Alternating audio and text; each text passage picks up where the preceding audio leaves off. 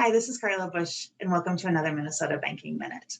Today, I had a great conversation with Paula Diaz, President and CEO of Northview Bank, and Rochelle Nelson, President and CEO of First National Bank of Malacca.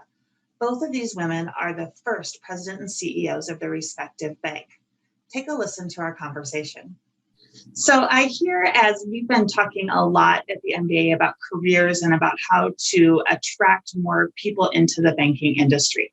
And what I'm hearing is that people don't set out to be bankers. So Paula, tell me, what did you want to be when you were in high school? I guess I always knew that I wanted to come back to the bank. I wanted to go to college somewhere, do something for a while, and then eventually come back to the bank. So it was kind of always a dream of mine or a goal that I would come back here. So you say come back to the bank. So did you start working at the bank like part-time in high school, or how did that all come out? I actually started when I was probably 14 or 15 mowing the grass outside. Awesome. And then back when we had to we had 4 branches at the time, and we had to go collect the work at each branch, bring it back to the main branch so that the courier could come pick it up. We called it our run. So I would go when I was 16 and I could drive, I would drive there to the 4 branches, get all the work, bring it back to the main branch. And then I was also a teller once I turned 16. So you're from Finlandson. Yes. You went off to college. What did you major in college? Accounting. Accounting. Okay, with that idea of, so you were actually one of the few then that thought banking is it for me. Yeah. So what is it about banking or this desire to go back and work at the bank? What fueled that? Well, it is part of our family. So it's our family-owned bank. My grandfather started it. Well, he purchased it in 1974, I believe it was. He had some banks, not in Finlayson, some other ones around Minnesota, and then moved the family here in 1974. So it's our family-owned bank, and that's kind of how I always wanted to come back. Wonderful. What about you, Rochelle? Tell me your banking story. How did you end up here? Yeah, sure. Well, I've always been interested in numbers. In high school, math was always my favorite subject. I actually went to college thinking I wanted to be an accountant. So the college I went to didn't offer an accounting degree necessarily. So I kind of switched gears and did a business/finance degree. And then my first job right out of college was at a bank as a credit analyst. And I've been in banking ever since. I really enjoyed underwriting, but then I quickly realized I wanted to be a lender because I liked the numbers, but I also liked people, and I wanted to be able to interact with customers and just be around people as well. So I went into lending shortly after I started underwriting, and been in it for, 17 years before I applied to be the president of the bank. So it's kind of my story. So are both of you the first female presidents, women presidents at your bank? Yep. Okay. So there aren't many of them, right? You know, that you think of when you look at this industry, at the teller, at the personal banker, it's probably the majority are women. But as you move up those ranks, there's fewer and fewer women. So tell me what that means to you. And let's start with you, Rochelle. What does that mean to be the first woman president CEO at your bank? Yeah, it's a complete honor, to be real honest with you. This First National Bank of Malacca is 124 years old. It's been in this community for that amount of time. And it's owned by a family, the Allen family. Majority of the bank is owned by the Allen family. And, up until, I don't even want to put a number out there, but it's been run by the Allen family. Historically, they have run the bank. And then a few years ago, we've had several presidents that weren't in the family, but I was the first one that was a female. And just to be a part of a family-owned bank that trusts me to run it is amazing. It's a complete honor, and it's something that I'm very proud of, that the ownership of this bank has trusted me to carry on their tradition of community banking, and it's just amazing. I can't even put it into words, to be real honest with you. It's a real honor. What about you, Paula? Yeah, I kind of have to echo Rochelle's comments of being an honor, just kind of the legacy that my family has from the bank. And when my grandpa started, he was a president, then my uncle, and then we had a non-family member president. And then just the fact that the board of directors trusted me to be able to take this job on and elect me to be the president. So just an honor. And just so that, I have two young daughters, just so that they can see that women can do the same job as men can. So that's a huge thing for me too, is that they can see that they can do pretty much anything they want to. Absolutely. I echo that, Paula. I have two young daughters as well. And it's just really amazing to show them that, you know what, you can do whatever you want to do. You just got to work hard and put your mind to it. So yeah, it's really exactly. Cool. Have either of you faced any challenges along the way? I mean, there's the glass ceiling, and there's that stereotype, right or wrong, that when you get to this level, that it's a good old boys kind of club. What challenges, if any, are you facing or have you faced? A lot of challenge because female, young, family. So a lot of people, not a lot, there has been a few that, you have to work harder to earn the respect because you are young and a female. They may think you don't necessarily deserve it for whatever reason. Mm-hmm. Working harder, having to work harder than everybody else. But that was part of the reason I wanted to leave Finlayson, go to college. I worked in public accounting and then a private, one of my clients, kind of make my own way so that it wasn't just, oh, this is given to you just because you're related, type of thing. And my dad is not a banker. So it's not like my dad was in the bank and then it was me. It's my grandpa, my uncles, and then me. So yeah, just the fact of being a woman and young and trying to fight that against you must not know anything. And a mother, you spend too much time at home or kids, or, you have to leave early, that type of thing. Yeah. Yeah, I can kind of echo some of those same sentiments that Paula did.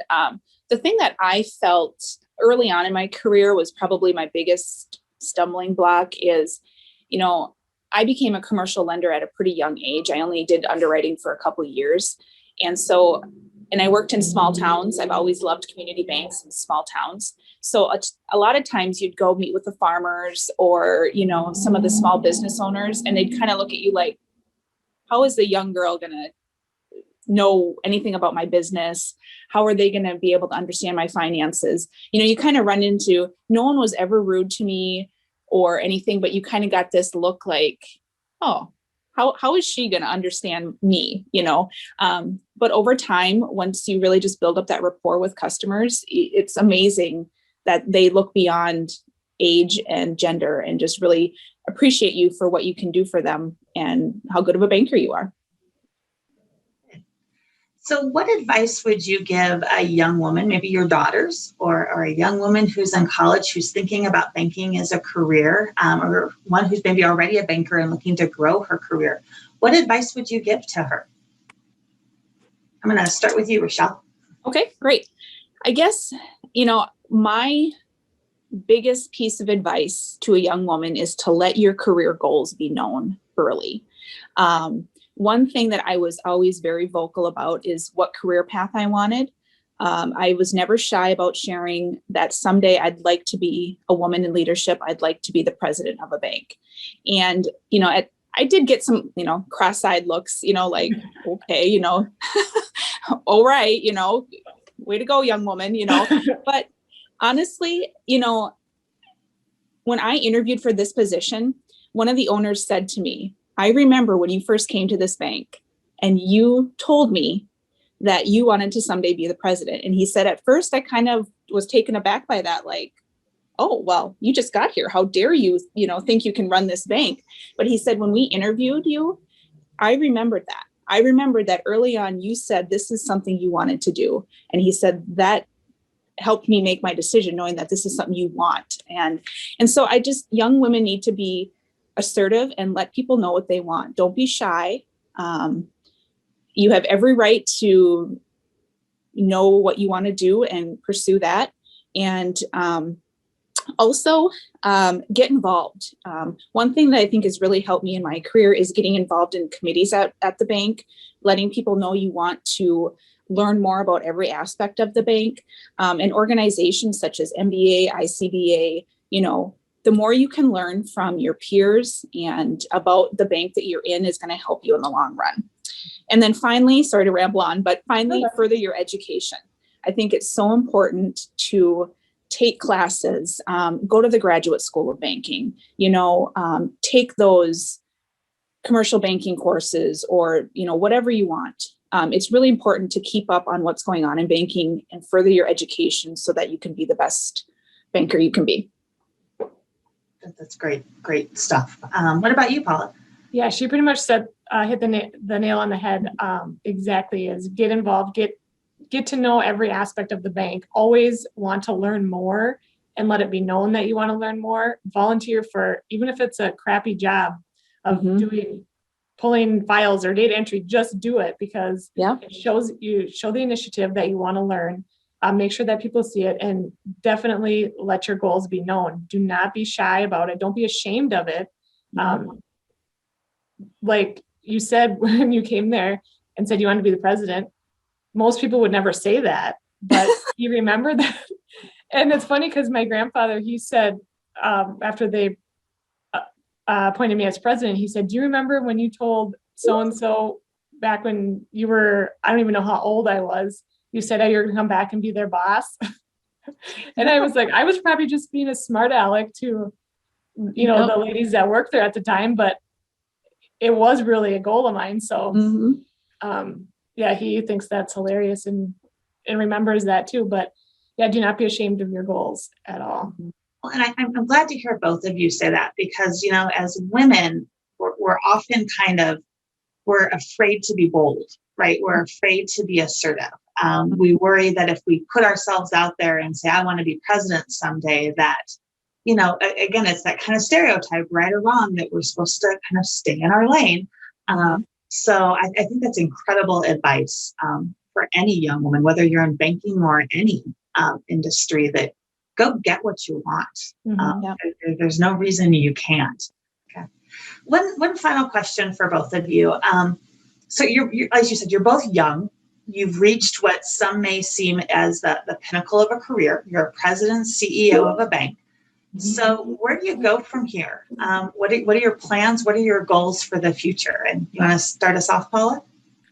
Sure. We are kind of right now at a point where we have a lot of people retiring that have been here for many years. So I feel like it's kind of a new beginning for a lot of us, with me, and then the new people that we're going to be bringing on or replacing or promoting within. I feel like it's just kind of a new beginning, and we have just so much potential. I think I could see it. I know where we can get to, and now it's just kind of getting the right people in the right seats, and let's move this train forward in the right direction. Yeah, I mean, it's really crazy. Our stories seem to be so similar, Paula. Yeah, they do. We didn't plan that. Yeah. We have the exact same thing happening. We have, within the next 12 months, 3 or 4 executive management people that are retiring. And so, like she said, this is our time to rebuild, and I get to have the opportunity to build my team and take this bank where I want to go, or where I feel like, we want to go.